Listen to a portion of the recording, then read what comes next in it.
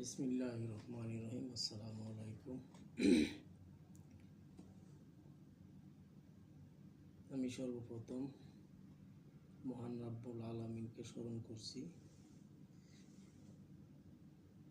আজকে সবার সাথে একটা গল্প শেয়ার করব।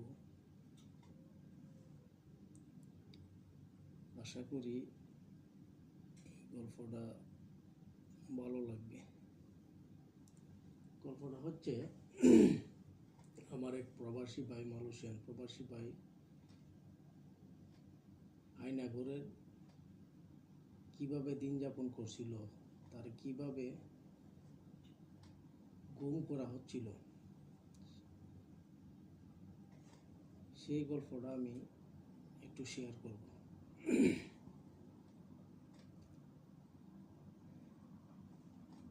শেখ সেলিম মালয়েশিয়ান প্রবাসী 7 বছর প্রবাসে থাকার পর দেশে ছুটিতে আসলো বিয়া করার জন্য। হঠাৎ একদল বাহিনী তাকে এখান থেকে নিয়ে গেল চোখ বাইন্দা। নেওয়ার পর ভাইটা বর্ণনা দিল যে, ভাই আপনারা আমার কোথায় নিয়ে যাচ্ছেন? তো বললো, চুপ করে বসে থাক, কোনো কথা বলবে না।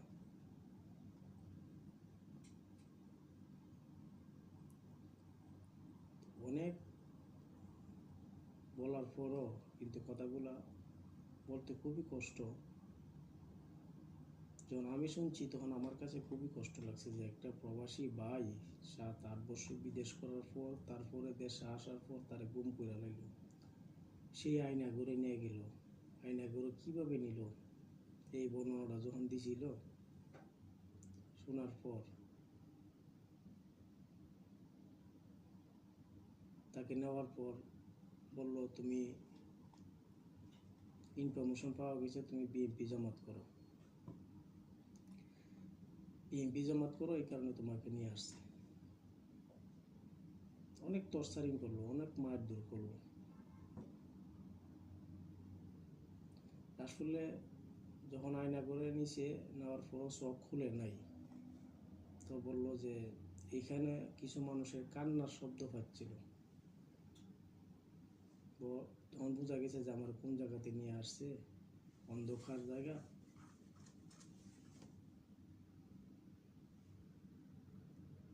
আমারে কই নিয়ে আসলো? মানুষ কত বড় নিষ্ঠুর হলে, মানুষের প্রতি মানুষের কত বড় নির্দয়ী হলে এই কাজ করতে পারে।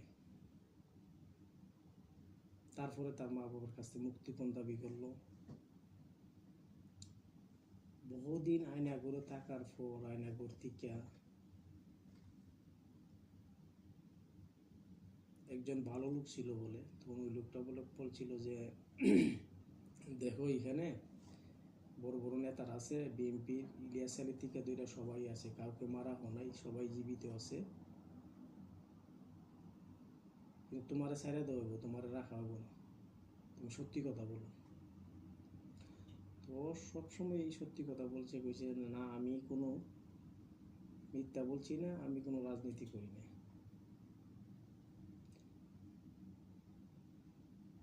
আসল বর্ণনা হয়েছে সারার পর কিন্তু বেশ কয়েকদিন পরে বহু জায়গা ছিল, ঢাকা কাশিমপুর কারাগারও ছিল আয়নাঘরতে মুক্তি পাওয়ার পর, এভাবে অনেক জায়গাতে ছিল। কিন্তু আমার জন্য কেন মনে হচ্ছে দুঃখের বিষয় হলো যে এই লোকটা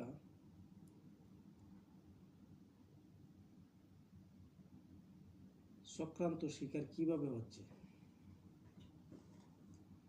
নামে নামে, ওর নাম শেখ সেলিম, ওই সেলিম নামে আরেকজন অপরাধী ছিল, ওরে না নিয়ে ওই নামের উপরে ওকে নিয়ে গেছে। তার চেয়ে কিন্তু 20 লক্ষ টাকাও খাইছে। এই কথাগুলো বলার উদ্দেশ্য হলো আমাদের বাংলাদেশে অন্তকালীন সরকারের উপদেষ্টা, মাননীয় উপদেষ্টা, গণবীরজন উপদেষ্টা আছে,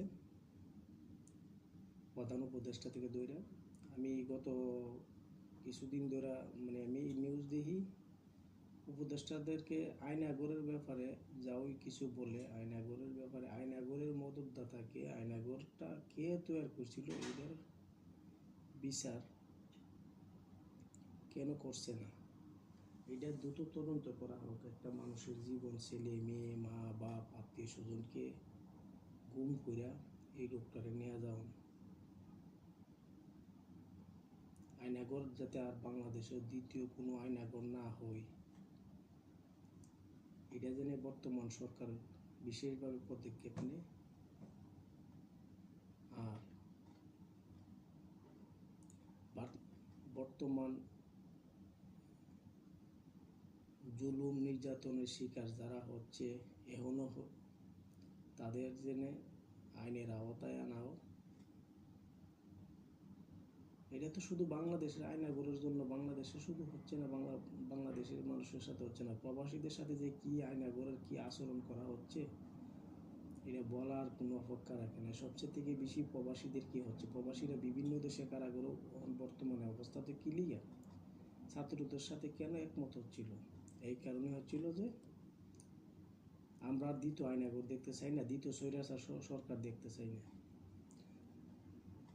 একটা প্রবাসীর জীবনটা উৎসর্গ করে দেয়, সারা জীবন প্রবাসে থেকে না ছেলে মেয়ের সুখ না মা বাপের সুখ দিতে পারে, না ছেলে মেয়েরও সুখ দিতে পারে, ওর নিজের তো সুখ নাই, ওই সব কিছু বিসর্জন দিয়ে প্রবাসে করে দেয়।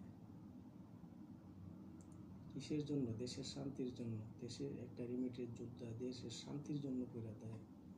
আজকে সেই শান্তিগুলা প্রবাসীদের জন্য কি করছে? প্রত্যেকটা প্রবাসী মনে চায় যে না, আমারও তো শান্তি আছে, আমারও তো শান্তির দরকার।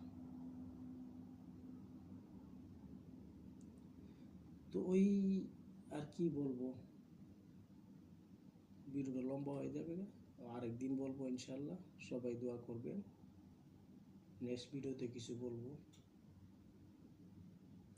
আশা করি কথাগুলো শুনবেন, আর যাদের ভালো না লাগে তারা শুনার দরকার নাই, যাদের ভালো লাগে তারাই শুনেন। আর যারা মনে করেন যে লোকটা উম্মত পাগল ছাগল হয়ে গেছে, আসলে আমি পাগল ছাগল হয়ে গেছি, আমি না, আমার মতন প্রবাসী হাজার প্রবাসী পাগলের মতন ঘুরে ছটফট ছটফট করে। যার ভালো লাগে শুনবে, যার ভালো লাগে না শুনবেন না। ওকে, ধন্যবাদ, আল্লাহ হাফেজ, সবাই ভালো থাকবেন, সবার প্রতি খেয়াল রাখবেন।